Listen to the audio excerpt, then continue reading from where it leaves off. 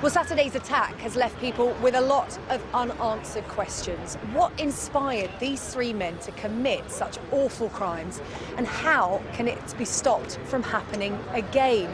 Well, to discuss how Islamist extremism can be tackled, I'm joined by Mohammed Khalil, the founder of Islamics, an organisation that aims to promote a deeper understanding between Muslims and non-Muslims. Also alongside him, Usama Hasan, the head of Islamic studies at the Quilliam Foundation, the think tank, and Dilly Hussain, a journalist for 5 Pillars UK, which is a Muslim news website. Good morning to you, gentlemen. Thank you very much for coming down to see us here on Sky News. Mohammed Khalil, if I could come to you first. Enough is enough, said the Prime Minister, and this morning so many people saying something has to be done. What can be done to stop these kind of attacks happening? Well, I agree. Enough is enough, and our thoughts and prayers are with the victims, first and foremost. I think enough is enough because we are double victims as a Muslim community. I was worried on Saturday night because my daughter goes to university near here. My first fear was, I hope she's not walking the bridge. And so we were trying to locate her. Then, on top of that, as a Muslim, I have to face the backlash of people saying, well, you're responsible. And I'm worried about my daughter being knocked down by a van. Yeah, I'm getting all these people accusing me of things. So enough is enough for us as well. I think the Prime Minister is right. We do need those difficult conversations. And those difficult conversations means that we've got to put everything in the frame and say, whatever it takes to solve this problem, let's solve it. And unfortunately, one of those things that the government don't want to talk about is foreign policy. One of the things that the authorities don't want to talk about is these people have been reported. They have been reported to the authorities, and yet they commit these heinous acts. Why are those reports not being taken action?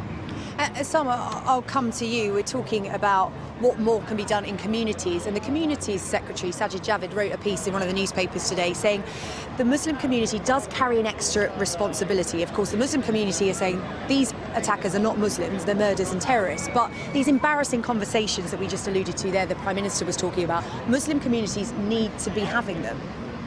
Yes, absolutely, on two fronts. One is the underlying extremist ideas which motivate these people, which is to believe that Muslims cannot coexist with people who are not Muslim, who cannot live in a non-Islamic country and have to be opposed to Western values like democracy, for example.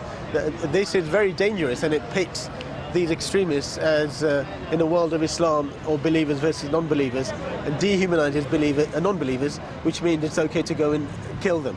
Secondly, Muslim communities have to get behind counter-terrorism strategies, including the PREVENT program. We've had extremist groups trying to derail PREVENT. We've had naive politicians saying dangerous and irresponsible things like scrap PREVENT. If you scrap PREVENT, you'll get more attacks like this, not less. Sure, you can repair the mistakes of PREVENT, improve the strategy, but generally, as Khalil said, Muslims suffer also, and Muslim communities should be actually at the forefront of weeding out this terrorist cancer in our midst. Yeah. Dilly, from your point of view, what do you think, where do the resources need to go? I mean, we hear a lot of experts saying more police officers within communities, gaining their trust, knowing that they have someone to go and talk to, a policeman they see every day, and other people are saying it's up to the communities, whether it be the Muslim community or the wider community, you know, the neighbours in your block of flats. I mean, there is an issue with regards to police cutbacks. I mean, we've been seeing the to and fro between Mr Corbyn and Ms May with regards to, decreased number of policing and funding and so forth. But these, in my personal opinion, are symptomatic issues. And I'd like to kind of echo what Mohammed Khalil said. I mean, we need to look at these issues holistically. We've been here before. We've had 7/7, we've had Woolwich, we had Manchester, and now, unfortunately, we've had London Bridge. We ask the same questions every time. Exactly. So, and we need to understand what are the motivation of the perpetrators, right? Now, whilst foreign policy cannot be the sole reason for this, but nor can theology or ideology. We have to understand where do these things play in the order of one's journey to carry out these acts of atrocities. And there's been a very frequent question, can the Muslim community do more? Absolutely, they can do more, but they must be allowed to do more. And what I mean by that is to allow scholars and activists to address some of these issues, because as soon as they be censored or fear being labelled, there's a disconnect, and there's a vacuum in knowledge. As soon as there's a vacuum in knowledge, then youth will seek knowledge elsewhere, i.e. the internet. It's interesting, isn't it, because we talk about these ideologies that these attackers have, this warped Islamic ideology, and we talk about communities having open and frank conversations. But the men that carried out these attacks on Saturday night, how can you get inside their heads? You may have, one interpretation of a religion, but these are murderous terrorists. Absolutely. How can you get inside their heads? Well, if they were following the religious ideology, we're in the holy month of Ramadan. We're in the holy month of Ramadan, and the time they committed these heinous acts, we were actually in prayers. If they were Muslims, they would have been actually in the mosque in what we call Tarawih prayers at that time. The other point to make is that I think, this Western values and rejection of them. What about countries that, in the Western sphere, that don't get touched? Ireland, Luxembourg. Look, at the end of the day, it's too simplistic to say they reject our Western values. It's not that. I think it's a combination of things. Disaffection from society. They're disaffected from our own community. So these people would have gone along that bridge and looking for Muslims as well. They abhor everything. It's just them versus the rest of the world, which includes Muslims that don't adhere to their ideology.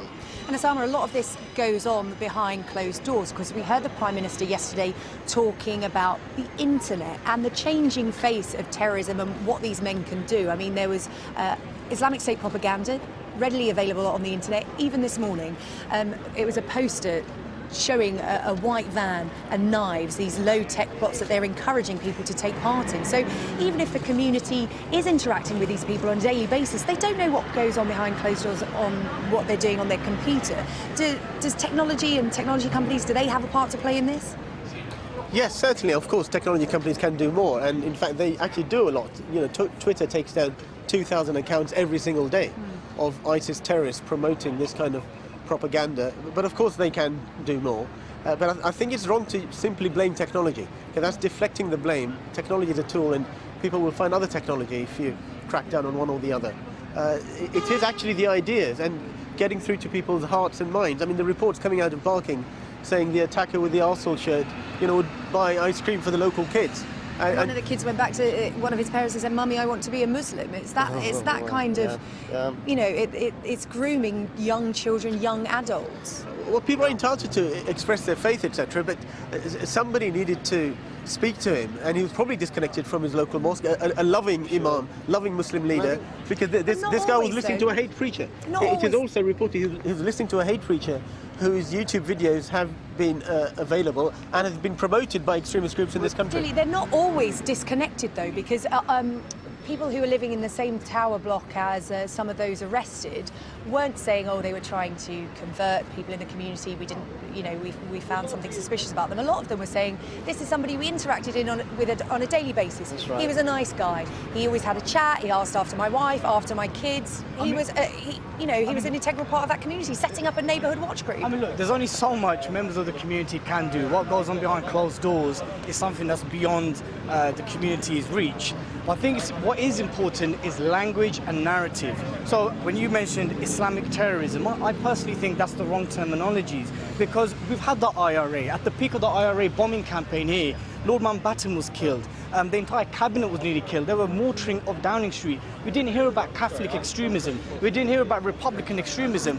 When did we bring peace to the streets of Britain? When we acknowledged that our actions in Northern Ireland was having a knock-on effect here. Again, let's look at it holistically. Let's not look at it in an insular way where we blame one thing over another. At the end of the day, these individuals are going through a journey, and the vast majority of Muslims understand that we coexist here with our wider non-Muslim public. We've got a covenant of security here, and this is the mainstream Islamic views, and I'm sure my co-panelists will agree. The vast majority of Muslims understand that you just can't do these kind of things. Yeah, we've got less than a minute left. Relating back to what you were talking to earlier, I was talking to a Muslim couple yesterday. We were talking about the attacks, and they were saying exactly the same thing you were. They were worried about their kids. Religion didn't even come into our conversation. But we've got less than a minute. One final thought from each of you on what can be done. What would you say to the Prime Minister? What we need to understand is these people want to split mainstream Muslims from Western values. They really want to cause this war between Muslims and non-Muslims, and because they're not part of the Muslim community, we've got to remain united as we have. Very proud of the way the community has been resilient. We've got to remain resilient and not let the extremists win. We have to continue contextualizing Islam in the modern world, in the world we live in. Covenant of security is a medieval religious idea. The modern idea is citizenship. Whatever background you are, whatever religion you are equal citizens of the nation state. The Ottomans introduced this in the 19th century. And so we have to continue that for Muslims to feel and be part of Britain equal to everybody else. Dilly, final thought from you. Beyond reactionary rhetoric and narratives behind ideologies, we need to look at situations and we need to look at the motives of these individuals, and a repetitive motive that keeps them coming out from the perpetrators are foreign policy grievances. That's the elephant in the room. Let's take heed and look at what we can do to prevent and make our streets safer. Gentlemen, excellent contribution this morning. Thank you so much for coming to see us here at London Bridge.